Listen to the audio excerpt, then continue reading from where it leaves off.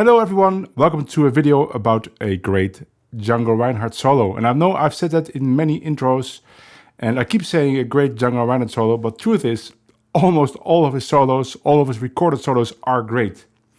And maybe great is even an understatement. They are genius level solos. And sometimes you forget about that, right? I go to different players, great players in their own right. I do their solos, their licks. And of course, at the moment I'm working on a solo like that and transcribing and practicing, I think it's the best thing ever. But then when I go back to Django, there is something in his solos that is not present in those other players. It's something magical, something that you cannot really describe in words. You just have to listen to it and try to approach it when you're playing yourself. Almost impossible. And here's the thing, right? All those players, I bet they wouldn't be insulted when I would say that that magic is missing from their playing, because, well, Django was the greatest, obviously, at least in my world. So let's get started with this solo on the tune Chicago.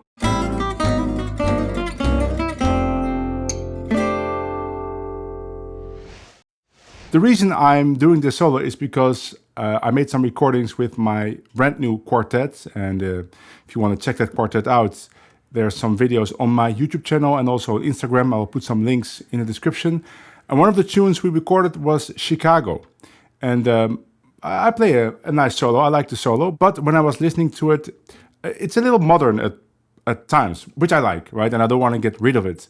But the sound of the quartet is kind of a mix between the traditional style of jazz and maybe a more modern approach because of the lineup, where there's piano, and the piano can play stride, very traditional, but it can also play more modern style licks, which he does, the piano player Guillaume Marcenac. And then the clarinet really has this kind of Benny Goodman vibe, but also he can do some really modern things. Now, as a guitar player, I think I should be doing the same and not only play modern style licks. There is some Django in there, but I want to have more Django, and especially the old style Django from the 30s. And this solo is a perfect example. And even though it's an old Django recording, it's an earlier Django recording, you will see that the concepts are pretty advanced, like always with Django. It doesn't matter from which period you take a solo. So let's start with phrase number 1.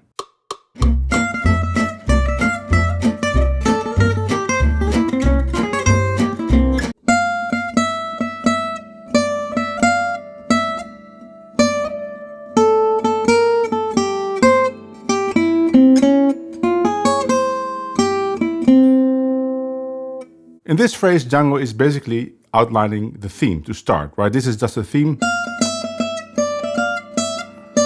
with some embellishments. And one of the embellishments is the slides.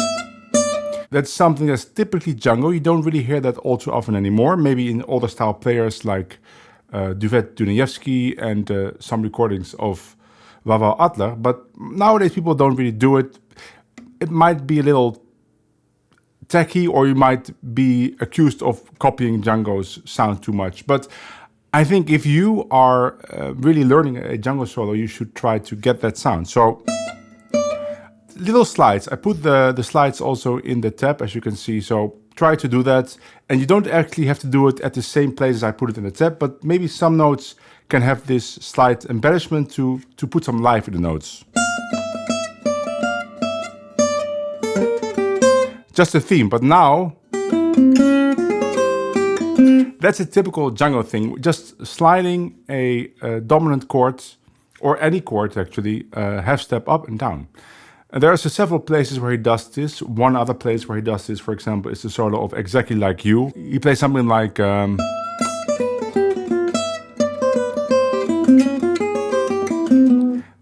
it's also the same arpeggio, C to D flat. So on the C7 he plays that line, and if you hear it on the recording, it sounds very special, and it is special.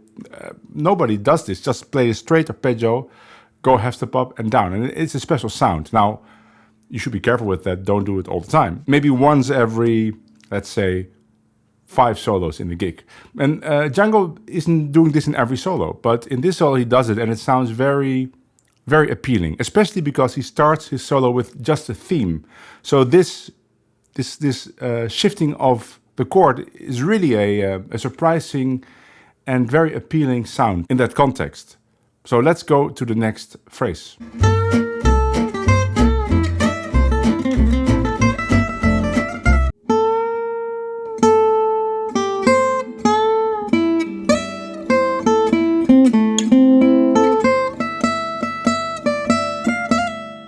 This is a great 5-1 lick or 2-5-1 lick. You could play this on a regular 2-5-1 as well. Let's say there's a 2-5-1 to F, so G minor 7, C7.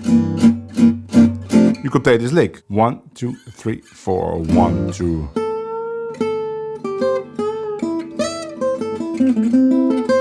Until there, I would say. So what is happening? First, he is bending up to the 7, which is something that Django actually does regularly, but most people would actually bend to the 13 on a dominant chord. So you have a C7, and you play something like... So you bend to the 13. Actually, I do that in my solo on Chicago with the quartet. But Django first bends to the 7, and now to the 13, or the 6, the same note. So first to the B flat, and then to the A. Great sound. And then he plays a straight A minor arpeggio on the F major 7 or on the F6. But by playing an A minor arpeggio, you emphasize major 7 sound, right? You get this E sound there. Now Django is playing with 2 fingers, so he probably plays like this. But I like to have this A minor shape when I go up. And maybe the strings can ring a little bit. That I like that sound. Django obviously is not doing that. So, and then he continues, and that is outlining the major 7 again. Right? You hear the major 7 played a couple of times, and then in the management, an enclosure with some grace notes. So this phrase is all about outlining the major 7, which is quite surprising for that style period. Most people would be outlining a 6, a D. And Django does that plenty in all his recordings, but here he's outlining the major 7 and it's a special sound. Let's go to the next phrase.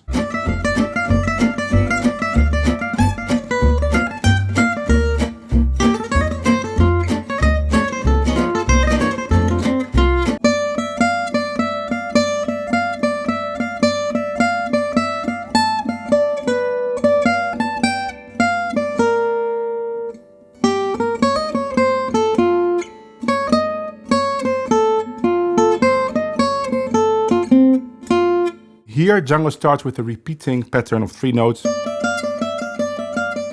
Those are 3 great notes to play on a major chord, of course, because you get the 6, the major 7, and the root.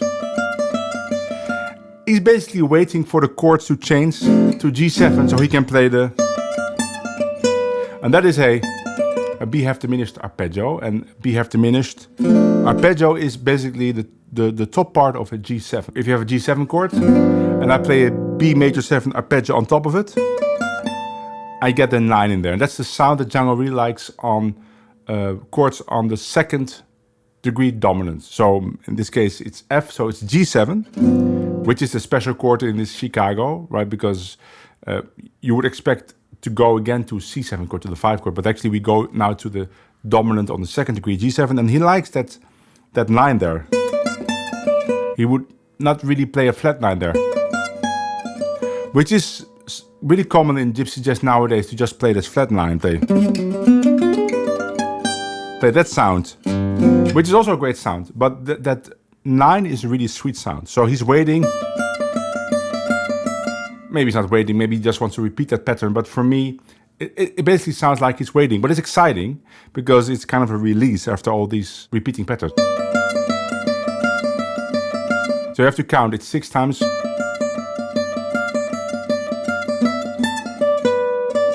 And now we get... So what he's playing there, he's playing G minor 7 arpeggio. Right? Going down. So even though the chord is C7, he's thinking about the 2 chord, which is a normal thing to do. Maybe not for that time period, by the way. That would be something from the bebop era to think about the 2 chord on a 5 chord. But here's Django doing it in this early recording of Chicago. And then we get this highly altered phrase. So we have this flat 9, sharp 9, and then continuing this idea. If you hear it on the recording, it sounds pretty peculiar. And even though, if you look at the notes, it's basically just altered, resolving to the root of F. But in the context of that style, it's really a special sound. You could use it as a 2-5-1 or 5-1, or even better, it's a 5-1 and then a turnaround, right? You get this C7 resolving to the F, and then we get a turnaround. And then ending with this straight F major arpeggio. The contrast couldn't be bigger. This highly altered phrase and then just resolving to a F major triad. And that is a typical Django thing, this juxtaposition of really tensioned harmony and then just very consonant harmony. And if you want to sound like Django, that's something to work on. Another example of that would be, for example, the chords he plays in My Solitude. I think it's in C, so at one point on G7, he plays these two chords, and then resolving that to a C major triad. So you get something like 3, 4. And that C major triad sounds really special at that point. Especially because of those really tensioned chords before. Because we get this just G7 sound to a G7 flat 9 13. So it's a kind of augmented sound or whole tone sound. And then just resolving to... But nowadays people would resolve to just a C6 9. And that's a great sound too. But just resolving to the C major triad is a great effect. And same principle here in this Chicago solo. Just this F major triad. Great. Let's go to the next phrase.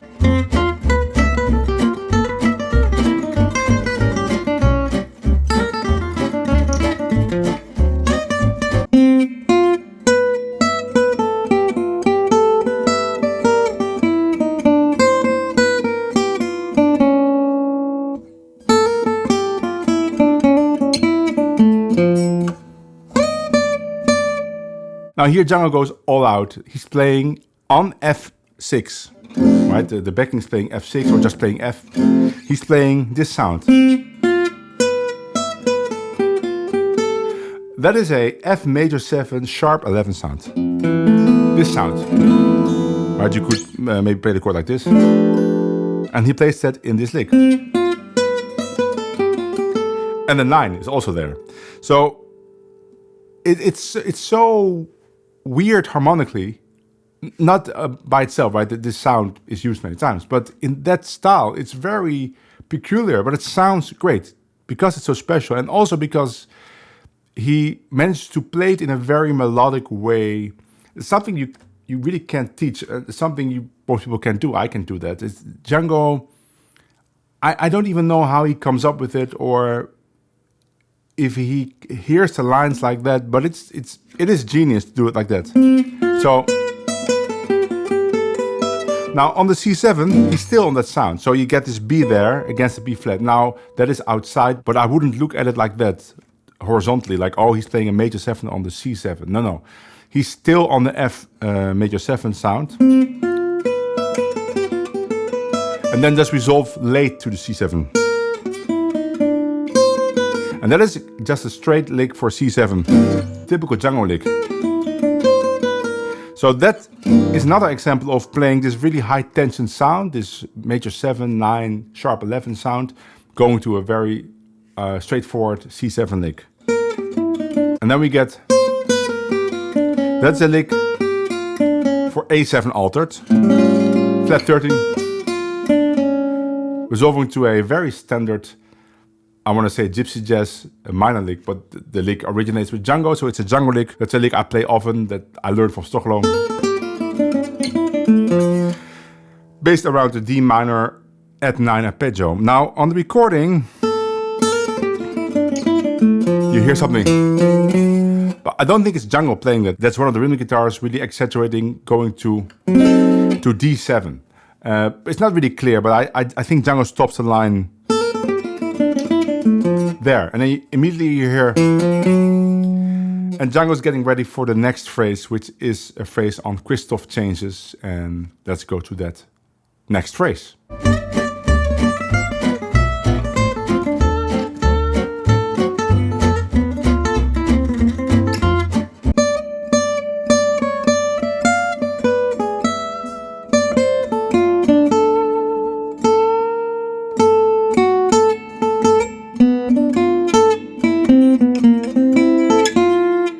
Here we have a great lick for Christoph changes. And I talked about this phrase before in a video about Christoph changes.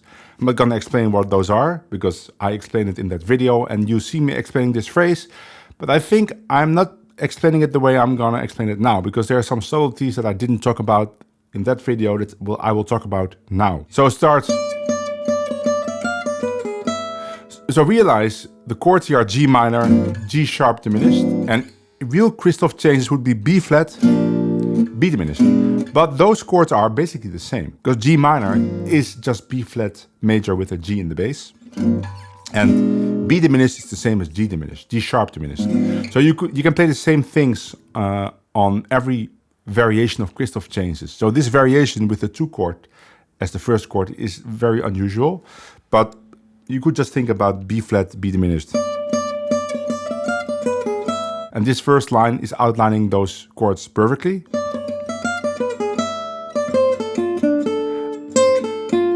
That's F6. Right, the chord in the recording is F with A in the bass, but same chord. And then this great bend for D7, you get a bend to the flat 13. This sound, it's a sound that Django really liked, and he's creating that sound with this bend. So about the subtleties, the first note there's this slide, because Django is doing this thing, right? He's bringing extra life into this repeating note by having the first one with a slide.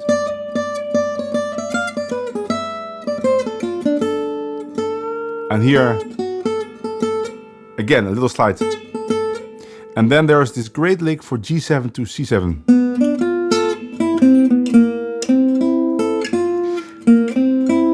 There's this A minor arpeggio there on C7. So you get the C7 13 sound. But I think just the sound of this phrase is a great, I don't know, something, right? The twists and turns, the direction of the notes and the rhythms and the way it resolves, it is a great phrase. A very common Django phrase to play over G7 to C7 would be something like this. It's basically the theme to Djangology. And it's similar, but it's different. And it's very appealing, I have to say. So if you already played this one, definitely add this variation to your bag of tricks. Just sounds great. The whole thing.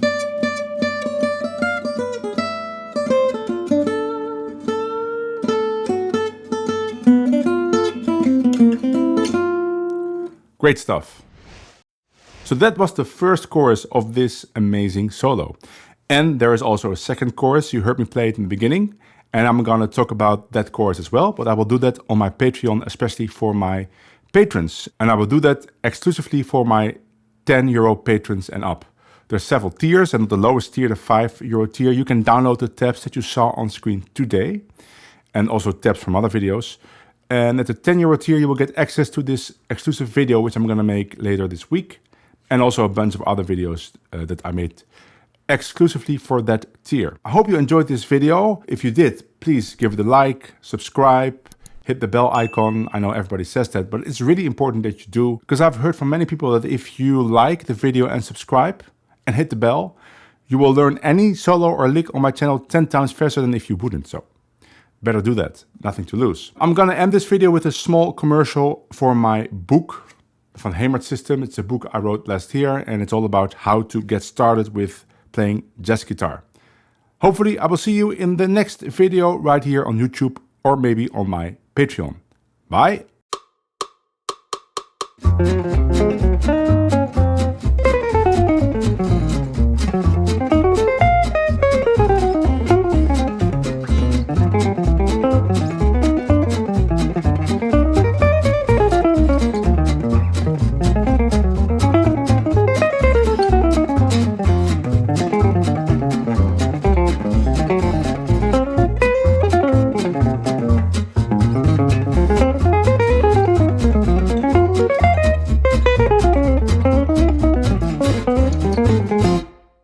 everyone, you just listened to a jazz guitar solo on the chords of the tune Argentine. If you are a guitar player and you always wanted to play jazz but had no idea where to start, I have a solution for you.